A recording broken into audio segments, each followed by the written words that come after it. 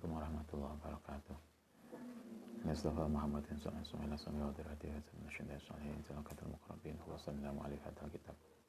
Syekh Nawawi Dimaski sunnatullah sunnah Husan la abana wa ummatina wa jatina wa jatina sallallahu syaihina Husan la mahadina al-asqiya malang alamiti wa asati wa ahli baitihim lillahi ta'ala lahumul fatihah.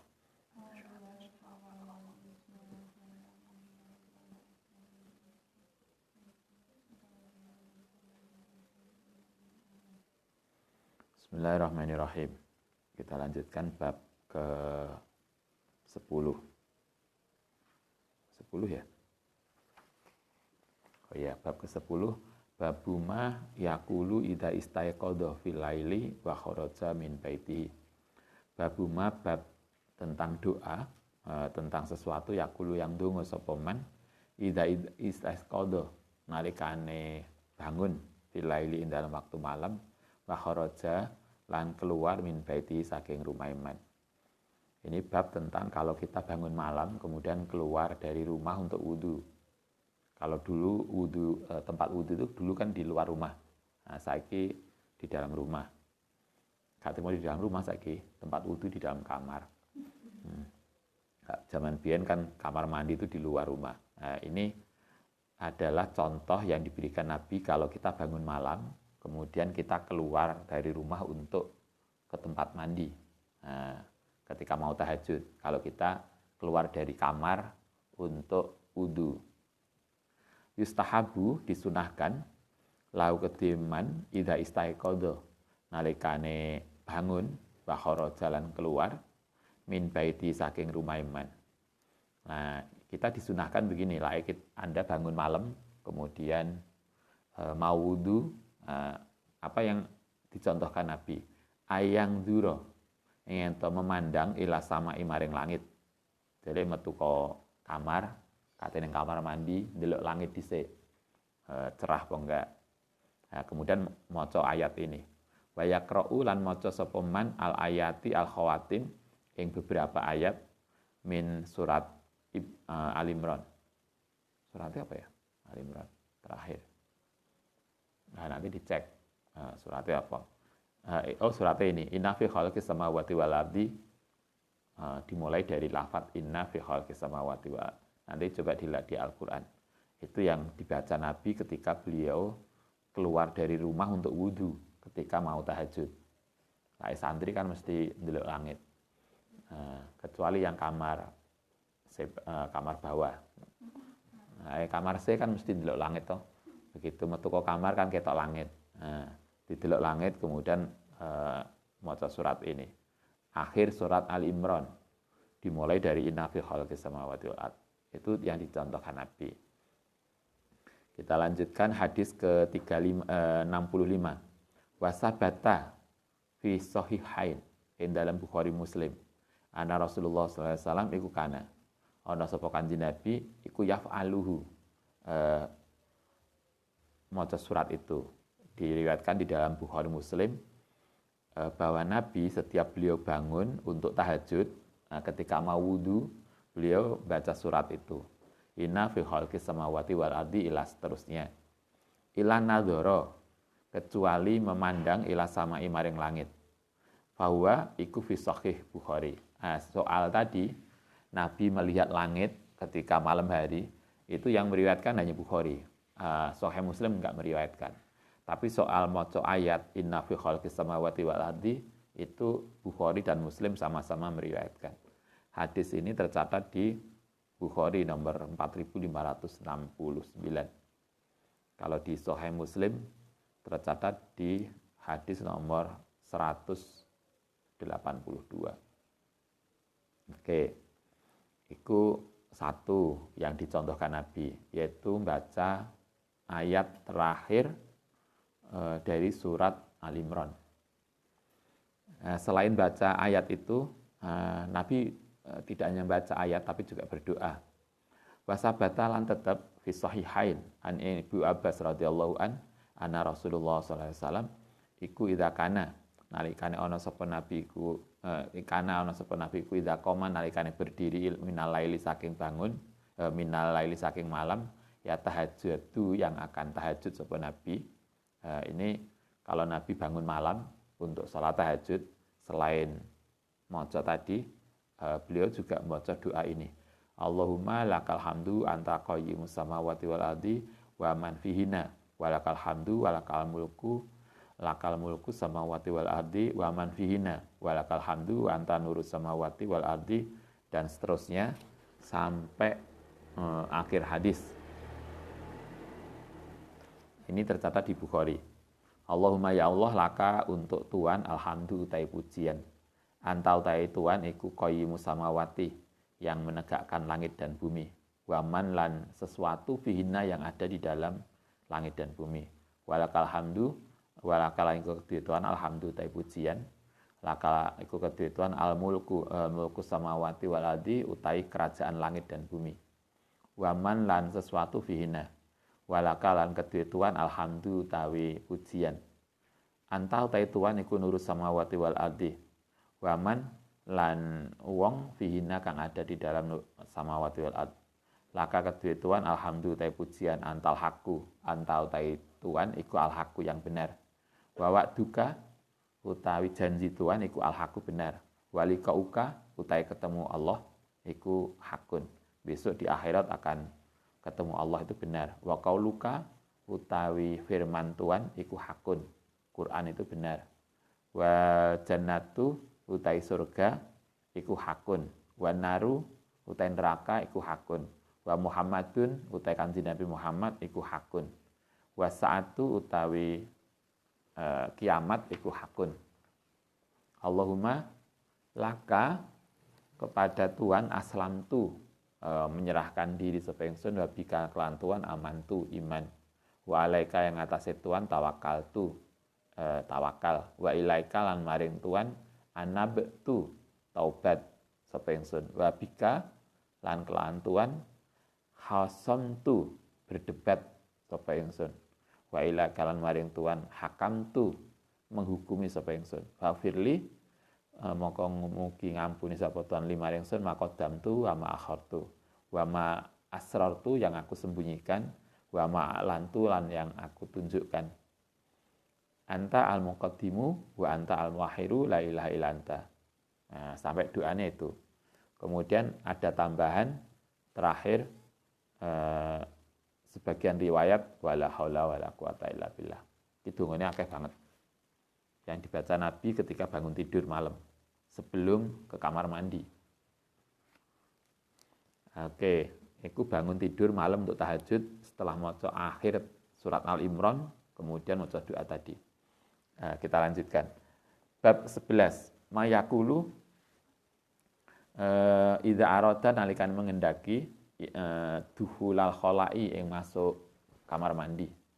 Kalau kamu masuk kamar mandi, doanya ini. Sabata fi sahihain an Anasin radhiyallahu an anna Rasulullah sallallahu alaihi wasallam iku kana yaqulu inda duhulil kholai. Nalikane masuk toilet, masuk kamar mandi, khala dungane Allahumma inni a'udzubika minal khubusi wal khaba'is. Kita biasanya doa itu kan. Saya masyhur ini. Allahumma ya Allah ini sedune ingsun iku a'udzubika, minta perlindungan minal khubusi saking, biasanya kita memaknai apa lah ibu biyen setan lanang setan wedok. Sesuatu yang buruk. Khubus itu sesuatu yang buruk. Khobais jamaknya. Ini tercatat dalam Bukhari dan Muslim. Yuqalu khubus al-khubusu bidomil ba'i wa sukinha. Khubus itu bisa dibaca khubusi, bisa dibaca khubsi. Jadi baknya di sukun boleh. A'udzubika minal khubsi wal khobais boleh. Atau dibaca minal khubusi wal khobais juga boleh. Warwaina itu satu doa yang diajarkan Nabi. Warwaina fi ghairi sahih, yang dalam selain kitab Sahih Bukhari sama ditambahi bismillah. Selain Bukhari Muslim ada tambahan bismillah. Bismillah Allahumma. Terserah Anda boleh pakai salah satunya.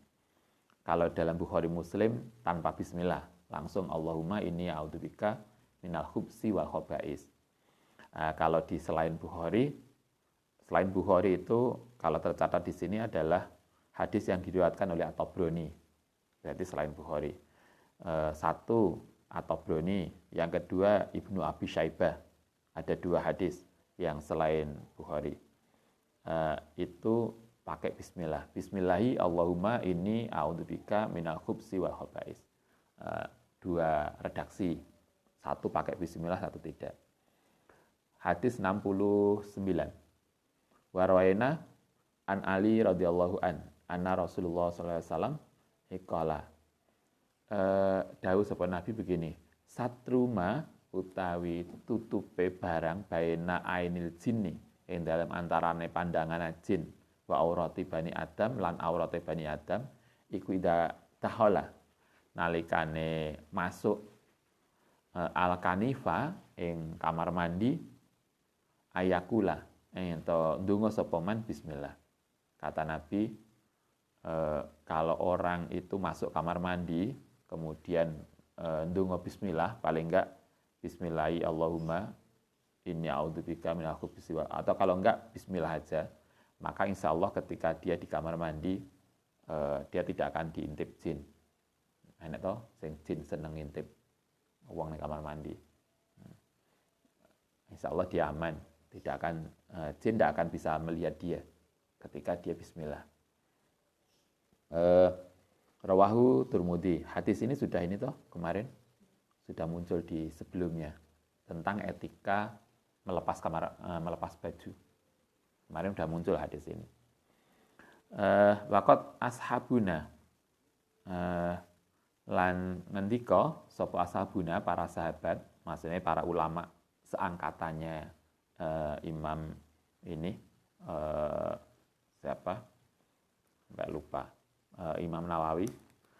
Wa yustahabu padha disunahkan apa hadzal dzikru, zikir tadi, maca doa Allahumma inni a'udzubika minal khubsi wa khaba'is tadi, sawaun kana padha uga ana sapa man iku fil bunyani ing dalam bangunan, maksudnya toiletnya itu ning bangunan, au fis sakhra utawa ning dalam ora-ora itu apa bahasane?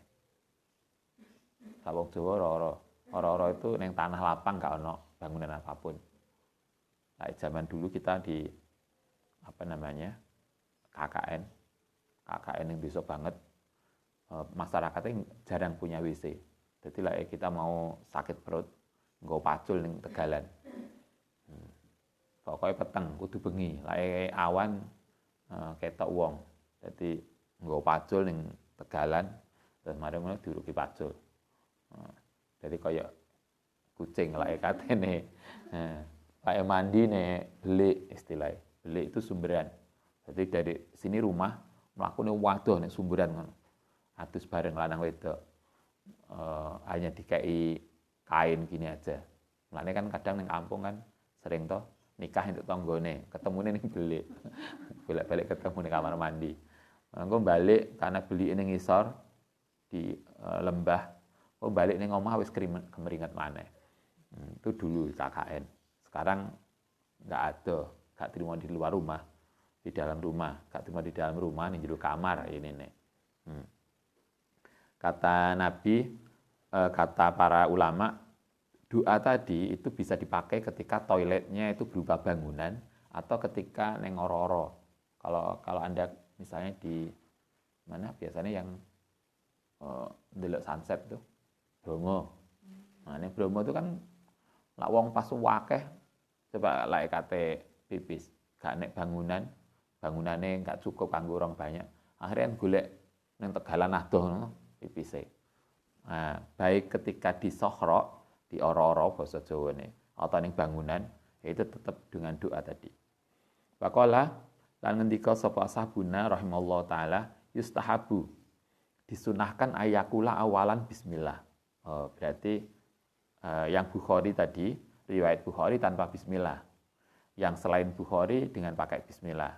Nah, para sahabat, maksudnya para ulama, itu mensunahkan, mensarankan dengan tambah bismillah.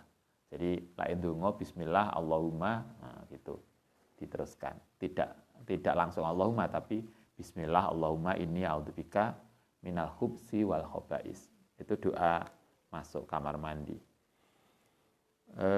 Warawaina an Ibnu Umar radhiyallahu anhu maqala kana ana sapa Rasulullah sallallahu alaihi wasallam iku idza dakhala nalikane masuk sapa Nabi al-khalaa ing toilet ing kamar mandi kala Allahumma inni a'udzubika minar rijsi wan an-najisi. Enek doa lagi. Anda boleh, mungkin kita nggak biasa yang ini. Doanya begini, Allahumma inni a'udzubika minar rijsi an-najisi al-khabisi wal muhbisi asyaitonir rajim. Ini salah satu doa lain yang pernah dibaca Nabi. Jadi lah maksud saya, kalau ada orang yang donga nggak biasa, yes biarin. Oh itu ono donga nang ngene kuwi, bene lah, sak karep-karep. Allahumma inni a'udzubika minar rijsi saking kotoran, an-najisi yang najis, al-khabisi yang khabis yang menjijikkan, wal muhbisi lan membuat jijik, asyaitonir rajim. Hadis ini diriwayatkan oleh At-Tabrani dalam kitab Ad-Du'a. Berarti ada tiga toh redaksi doa kamar mandi. Yang satu Allahumma inni a'udzubika minal khubuthi wal khaba'is. Yang kedua ditambah bismillah di depannya. Bismillah Allahumma inni a'udzubika minal khubuthi wal khaba'is. Yang ketiga yang hadis dari At-Tabrani Allahumma inni a'udzubika minar rijsi an-najsi al-khabisi wal muhbisi asyaitonir rajim. 3 model doa. Yang masyhur kayaknya paling enggak bismillah Allahumma inni a'udzubika minal khubuthi wal khaba'is. Itu doa kamar mandi. Babun nahyi. Bab ke-12. Babun nahyi bab tentang larangan anidzikri saking zikir wal kalami lan guneman ala kholai di kamar mandi. Bab tentang larangan zikir di kamar mandi. Jadi di kamar mandi enggak usah istighosah. Enggak usah. Karena saking santri banget, wah iki ning teman-teman yang aula ning musala istighosah. Ning kamar mandi karena telat melu istighosah karo enggak lah. Di dalam hati silahkan tetapi tidak terucap. Larangan zikir, larangannya bukan haram tetapi makruh. Bukan berarti haram, bukan, tetapi makruh. Dimakruhkan untuk zikir dan guneman. Yang kamar mandi gak usah omong-omongan. Mau sing jero kamar mandi karo guyonan ambek kan gedung C kan. Kamar mandi ini apa namanya? Iso omong-omongan toh antar gane kamar satu dengan yang lain kan atasnya lubang. Ya apa Mbak? Toh skripsi ini sampean wis sukses ah. Karo ning jero kamar mandi. Enggak, kamar mandi selesai. Yukrohu dimakruhkan. Apa zikru zikir wal kalamu lan berbicara hala qadha'il hajati ketika di kamar mandi. Sawaun kana padha go ana sapa man iku fi sakhra, baik kamar mandinya itu ning tegalan au fil bunyani to ning bangunan. Sawaun fi dzalika jami'ul azkari, seluruh macam zikir tidak boleh wal kalami juga guneman yang lain. Illa kalama darurati, kecuali guneman yang darurat, mungkin minta tolong gitu ya. Kalau yang enggak darurat enggak perlu. Hatta qala, sehingga ngucap sapa ashabuna idza atosa, bahkan ketika bersin enggak perlu ngucap alhamdulillah. Neng kamar mandi bersin biasanya kan tak isu karena dingin. Neng kamar mandi bolak-balik bersin. Kata para ulama ketika bersin di kamar mandi nggak perlu mengucap alhamdulillah yang terlafat, tapi di dalam hati boleh, nggak usah ngomong karena santri banget. Terus pokoknya dia zikir. Padahal ada tempat-tempat yang kita nggak perlu. Walatu samit lan nggak perlu ngucap tasmid apa itu? Nek koncone yang alhamdulillah bersin. Kemudian yarhamukallah. Nah, nggak perlu jawab. Atisan ing orang yang bersin. Walayarudu, dan tidak perlu jawab assalamu ing salam. Nggak perlu salam. Lan ing kamar mandi digedori, Mbak, assalamualaikum. Yo, waalaikumsalam. Nah, nggak perlu. Walayajibu, Lan tidak perlu jawab al muadzin yang muadzin. Wih jantop tenan. Ning kamar mandi nek wong adzan pancing hanging santri jawab adzan enggak perlu. Wa yakunu supal muslimu muqassiran ngeringkes layastahiku yang tidak ngehai jawaban. Artinya di kamar mandi hendaknya diem aja, enggak perlu pikir, enggak perlu jawab dan yang lain. Wala kamu utai kalam bihadza kulihi iku makruhun. Makruh. Jadi hukumnya jawab salam, zikir, macam-macam di kamar mandi itu hukumnya makruh. Karohata tanzih, yaitu makruh tanzih. Wala yahrumu bukan haram. Memang enggak haram tetapi enggak sopan, enggak pantas gitulah. Ning kamar mandi melu istighosa walaupun saking rajine. Enggak pantas karena itu tempat yang tidak etis untuk dipakai zikir. Fa'in atosa mongko lamun bersin fahamida mongko maca alhamdulillah biqalbihi kelan atine man. Kalau Anda bersin alhamdulillah di hati. Walam yuharik dan tidak menggerakkan lisanahu ing fa'in atosa mongko lamun bersin sepeman kemudian fa'amida kemudian maca alhamdulillah biqalbihi walam yuharik lan tidak menggerakkan lisanahu ing lisane fala ba'sa mongko enggak apa-apa. Wa kadzalika yaf'alu halal jimai ketika melakukan jima hubungan suami istri itu pun juga enggak perlu karo istighosah. Nah, lain ngrungokno istighosah ya silahkan, tapi enggak perlu istighosah. Lagi kelon-kelon karo bojone istighosahan. Enggak sido. Atau yasinan. Enggak sido to. Itu enggak perlu. Rawaina riwayataken sapa kita an Ibnu Umar radhiyallahu an maro suatu ketika maro lewat sapa rajulun seseorang Rasulullah bin Nabi kelan Nabi. Wa huwa halil tain nabi ku ya bulu. Lagi apa ya bulu? Pipis, buang air kecil. Suatu ketika Nabi itu lagi di kamar mandi. Enek sahabat rajin banget. Begitu tahu lah Nabi yang di kamar mandi dia salam. Kanjeng Nabi, Assalamualaikum. Nah, itu saking sahabat rajin banget. Tahu Nabi di dalam kamar mandi, fasalama alaihi. Sahabat tadi salam. Apa yang terjadi? Falam yaruddah, mongko tidak jawab sapa Nabi, tidak jawab salam, alih ngatas iman. Jadi walaupun jawab salam itu wajib, tapi lah ketika di kamar mandi, Nabi ternyata enggak jawab salam, menengai. Walaupun sahabatnya rupanya rajin. Wah ini enek yai nih di dalam. Langsung, yai, Assalamualaikum. Kalau Anda tadi bunyai menengai. Ya Duk, Waalaikumsalam. Kalau kamar mandi. Enggak perlu. Lah di sini Nabi enggak jawab salam. Dibiarin aja. Hadis ini tercatat di hadis Muslim. Jadi Sahih Muslim nomor 370. Wan Muhajir Ibnu Kunfud radhiyallahu an. Ata itu datang sapa ingsun anabiya ing Kanjeng Nabi. Wa wa halil tabi Nabi iku ya bulu lagi buang air kecil, lagi pipis. Hadisnya akeh. Yang tadi hadis Ibnu Umar.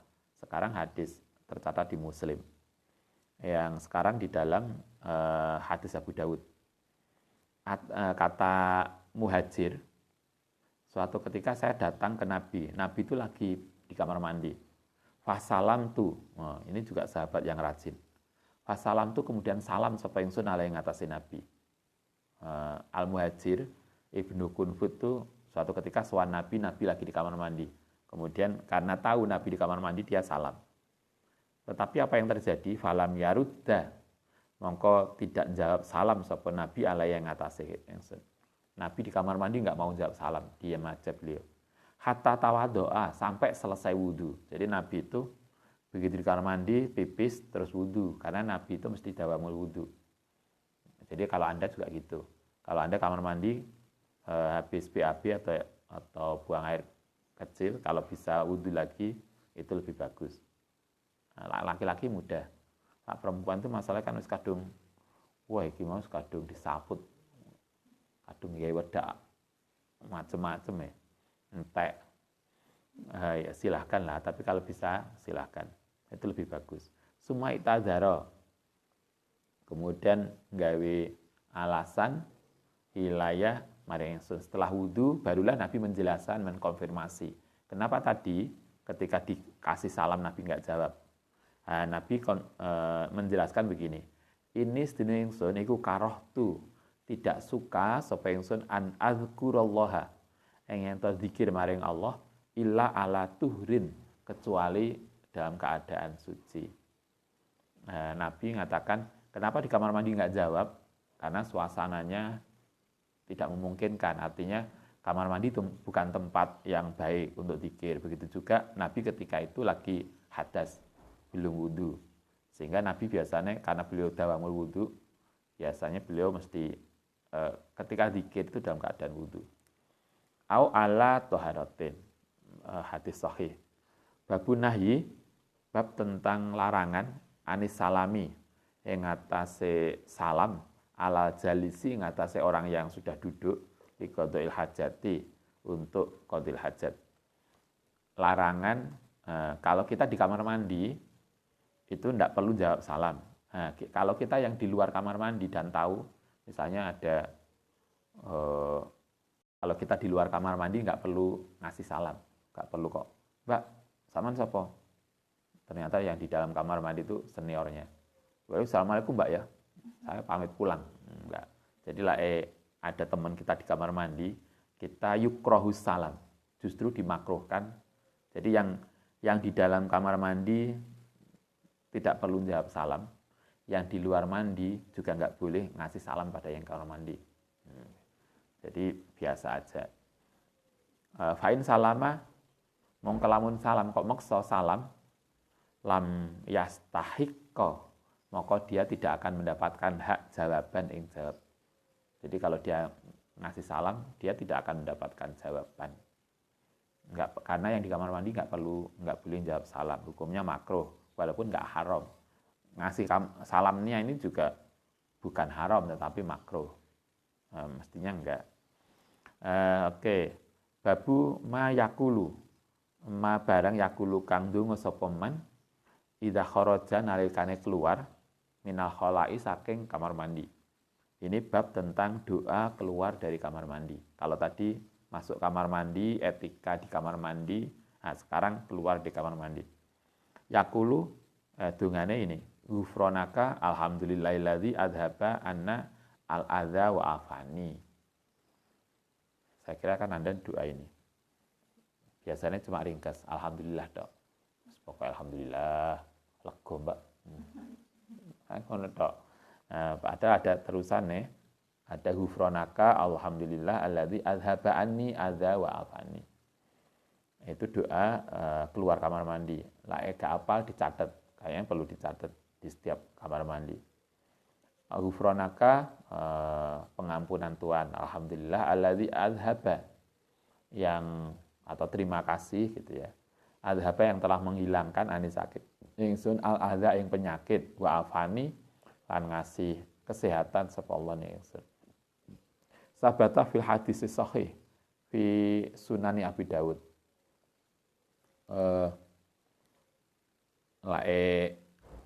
Doa lengkapnya itu tadi, ghufronaka Allahumma ghufronaka alhamdulillahilladzi adhaba anil adza wa afani. Itu doa lengkap. Tapi kalau kita melihat di hadis Sunan Abi Dawud dan Tirmidzi, ana Rasulullah sallallahu alaihi wasallam iku kana yakulu. Nah, Nabi dungane pendek ternyata, padha mek kita. Ghufronaka gitu tok. Nah, hadis di sini. Tapi kalau lebih baik kalau kita iso hafal sampai akhir, nah, itu doa lengkapnya. Walaupun kadang Nabi hanya singkat, ghufronaka, atau enggak, alhamdulillah. Warwaina ngriwayataken ing kita an Ibnu Umar radhiyallahu an, kana ana sapa Rasulullah sallallahu alaihi wasallam iku idza kharaja, nalikane keluar minal kholai saking toilet, kala Nah, ini doa yang lain dari Kanjeng Nabi. Kalau yang tadi Ghufranaka Allahumma Ghufranaka alhamdulillahilladzi adhabal anil adza wal afani. Nah, sekarang ada lagi doa yang diajarkan Nabi keluar dari toilet. Alhamdulillahilladzi adzaqani ladzatahu wa abqa fi quwatahu wa dafa'a anni adzahu. Ini kita enggak biasa kayak dengan doa ini. Alhamdulillah alladzi adzaqani, yang telah memberikan kesempatan untuk merasakan ingsun ladzatahu, yang kenikmatan. Wa abqa, lan tetep fi indal ingsun kuwatahu, ing kekuatan Allah taala. Wa dafa'a, lan menolak sapa Allah ani saking ingsun adzahu, ing sakit. Doa kedua, doa model lain yang diajarkan Nabi. Alhamdulillahilladzi adzaqani ladzatahu wa abqa fiyya quwatahu wa dafa'a anni adzahu. Anda boleh pakai ini juga. Berarti doa kamar mandi itu dua redaksi. Yang satu ghufranaka alhamdulillahilladzi adzaba anil adza wal afani, yang itu yang populer, yang diriwayatkan oleh Sunan Abi Dawud dan Tirmidzi. Ada lagi yang diriwayatkan Ibnu Sunni wa Tabrani, yaitu alhamdulillahilladzi adzaqani ladzatahu wa abqa fiyya quwatahu wa dafa'a anni adzahu. Oke. Babu mayaqulu idza arada, nalikane menghendaki sapa man sobba, ing menuangkan sobba ma'il wudu'i, ing menuangkan air wudu, awi istisqa, utawa memulai wudu, nyerap banyu hidung. Apa yang harus kita doa yang kita baca ketika kita mulai kita buka keran gitu ya. Nah, kita kan nggak ono toh, biyen nggak gayung, zaman pondok salaf, jedingnya gede banget. Rongkolah, petangkolah, kemudian kita wudhunya bareng. Sekarang kita nggak perlu itu, keran satu-satu, sehingga ketika kita buka keran pertama mau wudhu, apa doanya? Bismillah. Jangan lupa mengucap Bismillah ketika buka keran mulai wudhu. Baik, nanti kita lanjutkan besok insya Allah tentang doa-doa mulai wudhu. Ini tadi kamar mandi. Ada yang tanya, tapi nggak ada kaitannya dengan banyak untuk jodoh. Apakah kalau mau bertanya untuk jodoh, apakah harus memilih sendiri atau dipilih dari orang tua yang sedang sakit? Jadi orang tua yang sakit mungkin mau menjodohkan anaknya. Kira-kira kayak apa? Kalau Anda, kalau jodohmu, kalau jodoh itu kan diskusi antara, hendaknya yang baik kalau kita milih suami, milih istri, itu adalah hasil pembicaraan antara orang tua dan anak. Kan begitu toh? Orang tua itu kemarin masih ingat, kalau orang tua itu salah satu kewajiban orang tua adalah mencarikan jodoh untuk anaknya. Tetapi kan kalau kita dalam etika kita diajarkan, orang tua itu kan nggak boleh maksa. Kalau kita belajar Nabi Ibrahim, itu kan Nabi Ibrahim tetap ketika beliau diperintah Allah untuk melakukan sesuatu yang itu terkait dengan Ismail, maka Ibrahim masih menawarkan, apa pendapatmu kalau begini? Artinya orang tua itu harus mencarikan jodoh untuk anaknya, tapi juga harus dikonfirmasikan, Nduk, kamu tak nikah no karo iku gelem ah? Yang jelas dia ganteng loh, Nduk. Misalnya mapan, penggawean. Nah, ketika seorang tua menjodohkan anaknya, orang tua bisa punya pilihan, anak bisa punya pilihan, tetapi hendaknya itu bisa didiskusikan antara orang tua dan anak, sehingga semua saling menerima dan tahu. Ojo kok kemudian koyok zaman biyen. Zaman biyen itu banyak tuh kasus duwe anak wedok yang pondok, kemudian dipanggil, Nduk, saiki mulai boyong. Begitu sampai rumah, kok ada terop, Mak? Iya, anak sing nikah. Siapa sih nikah? Ya kamu. Ada tuh kasus gitu pondok zaman biyen mbah-mbah kita. Banyak kasus yang mulai dijodohno nggak roh. Sing nikah karo sopo aja nggak tahu. Walaupun orang tua bisa memaksa, tetapi kalau kita belajar dari banyak kitab, kayaknya komunikasi orang tua dan anak itu perlu. Tidak memaksa, kayaknya begitu. Jadi artinya jodoh itu dengan siapa kita menikah itu adalah dikomunikasikan antara orang tua dan anak sehingga tahu anak itu tahu nikah karo sopo, orang tua juga tahu calon mantune iku sopo. Ojo kok kemudian koyo dulu ada juga seorang Gus mau nikah itu gak ngomong abai. Jadi Gusnya itu ngelamar dewe, gak ngomong. Taunya abai itu, ini kok koyo undangan, kok enek undangan anyar. Iki kok jenenge kok koyo anakku. Jadi abai itu nggak ngerti anaknya itu ternyata wis ngelamar, wis netepkan hari, undangan wis jadi. Undangan wis jadi dikae mejane abai. Iki kok koyo sing nikah iku anakku kaya. Ya gak ngono. Nah, gitulah. Ya enggak segitunya. Karena kan walaupun orang tua itu punya kuasa, tapi kan yang ngelakoni anak. Walaupun yang ngelakoni anak, tapi kan ada orang tua yang kita butuh restu. Sehingga perlu komunikasi itu. Saya kira begitu. Ini nanya yang tentang bab yang kemarin, tentang zakat. Tadi kan dijelaskan zakat fitrah itu tidak boleh diberikan kepada orang tua. Nah, hal itu lebih mendekat ke adab kan yang kemarin itu tentang zakat yang kita tidak boleh memberi zakat kita ke mengganggu tanggung jawab kita. Lalu hukum zakatnya jika diberikan ke orang tua itu apakah sah? Zakat itu bukan hanya zakat fitrah loh ya. Iya. Jadi bisa zakat mal, bisa zakat fitrah. Zakat itu prinsipnya tidak boleh diberikan kepada orang yang menjadi tanggung jawab kita. Kalau orang tua tidak boleh diberikan anak. Kalau anak tidak boleh diberikan orang tua. Baik itu zakat fitrah atau zakat mal. Sehingga kemarin kalau contohnya zakat fitrah nggak boleh, misalnya ayah ngasih ke istri ke anak. Jadi akhirnya setelah terakhir metu cuma 3 kilo, padahal anaknya 5. Nggak boleh. Begitu juga kebalikannya. Zakat mal juga begitu. Misalnya Anda kaya, kemudian zakatmu setahun 10 juta.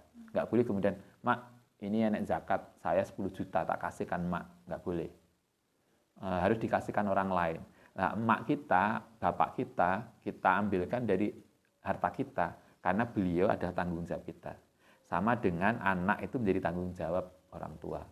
Bagaimana kalau kemudian itu yang terjadi? Kalau syarat rukunin zakat nggak terpenuhi kan berarti zakatnya nggak sah. Kalau nggak terpenuhi berarti nggak sah. Jadi ada suatu perilaku kita yang nggak benar di syarat rukunnya. Jadi begitu. Ini lagi ada tentang foto. Oh ya. Bagaimana hukumnya jika kita sudah balik lalu upload foto dengan menampakkan aurat sewaktu kecil? Jadi foto kita waktu kecil itu kan menampakkan aurat. Gimana fotonya? Yang pasti begini, yang menjadi mukallaf kena tuntutan hukum itu adalah setelah kita mukallaf. Sesuatu yang belum mukallaf, yang belum balik, maka tidak ada tuntutan hukum. Tapi kadang kita harus mikir begini, kira-kira nanti akan jadi masalah enggak ya? Misalnya Anda sekarang sudah dewasa, Anda sudah mahasiswi, kemudian upload foto-foto masih kecil, kira-kira akan jadi masalah enggak? Jadi kita bicaranya tidak sekedar hukum boleh dan tidak. Secara hukum, foto-foto kita yang masih kecil itu belum balik. Ketika itu kita belum kena hukum. Foto-foto itu kan karena dia masih kecil kan belum kena hukum, tetapi kan kita kadang juga mikir kira-kira akan nimbul masalah nggak di kita. Misalnya Anda sudah balik, sudah besar, kemudian upload foto kecilnya, foto kecil kita kemudian akan jadi rame nih sosmed. Maka kan kemudian kita mikir lebih baik dihindari. Tapi secara hukum nggak problem. Tetapi kan kita mikirnya tidak hanya fikih, tapi kira-kira pantas enggak, kira-kira akan ada dampak positif dan negatifnya enggak. Nah, itu juga harus dipertimbangkan. Oke, saya kira udah toh. Nah, semoga bisa menjawab yang bertanya. Al-Fatihah.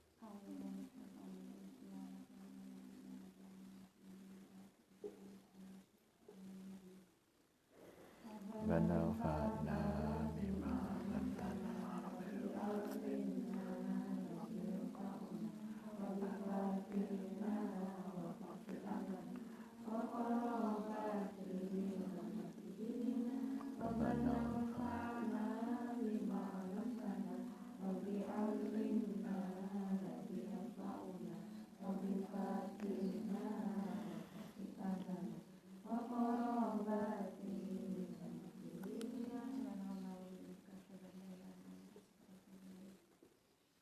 Assalamualaikum warahmatullahi wabarakatuh.